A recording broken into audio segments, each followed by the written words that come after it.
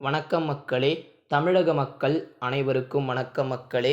தமிழகத்தில் ஆதார் கார்டு பயன்படுத்தக்கூடிய நண்பர்கள் அனைவருமே காணொளியை கடைசி வரைக்கும் பாருங்கள் மக்களே. இப்போ தான் நம்மளுடைய சேனலை ஃபர்ஸ்ட் டைம் பார்க்குறீங்கன்னா மறக்காமல் சப்ஸ்கிரைப் பண்ணி வச்சுக்கோங்க. நம்முடைய சேனலை சப்ஸ்கிரைப் பண்ணுவதன் மூலயமாக Aadhaar card, ration card, PAN card மற்றும் அரசு தரப்பிலிருந்து வரக்கூடிய மிக முக்கியமான பயனுள்ள தகவல்களை தெரிந்து கொள்ள முடியும் மக்களே. அதனால் மறக்காமல் சப்ஸ்கிரைப் பண்ணி கூடவே வரக்கூடிய பெல்லையும் ஆளில் செட் பண்ணிடுங்க. இன்றைய சூழ்நிலையில் வங்கி கணக்கு, ரேஷன் கார்டு, மின் இணைப்பு என அனைத்திற்கும் ஆதார் என்பது அவசியமாகிறது. ஆதாரின் 12 இலக்கண எண் தான் ஒரு இந்திய குடிமகனின் ஆதாரமாகவே மாறி வருகிறது. இந்த ஒரு நிலையில்தான் அனைத்து விவரங்களும், அதாவது அதன் விவரங்களில் பிழை இருந்தால் எப்படி சரி செய்வது என்பது பற்றி பார்க்கலாம் மக்களே. முக்கியமாக திருமணம் ஆன பெண்கள் தங்கள் ஆதார் தகவலை தங்கள், அதாவது தந்தை பெயருக்கு பதிலாக கணவன் பெயரை உள்ளிடுவதில் அதிக சிரமங்களை சந்தித்து வருகிறார்கள். எங்கே சென்று எப்படி மாற்றுவது என்று திணறி வருகிறார்கள்.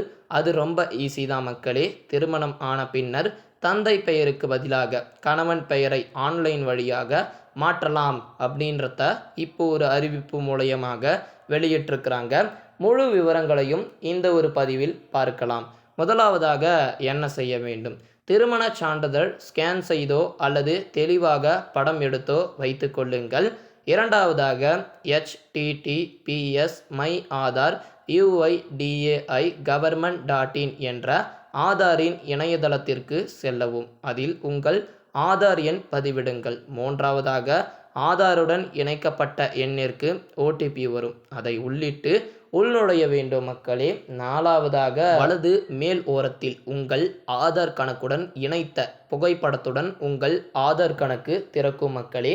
ஐந்தாவதாக அதில் உங்கள் பெயர், தந்தை அல்லது கணவன் பெயர், வீடு விலாசம், பிறந்த தேதி மாற்றும் தெளிவாக இருக்க வேண்டும் மக்களே. அதனை கிளிக் செய்யவும். ஆறாவதாக அதில் நீங்கள் எதை மாற்ற வேண்டுமோ என்ற ஒரு விருப்பம் கேட்கும் மக்களே.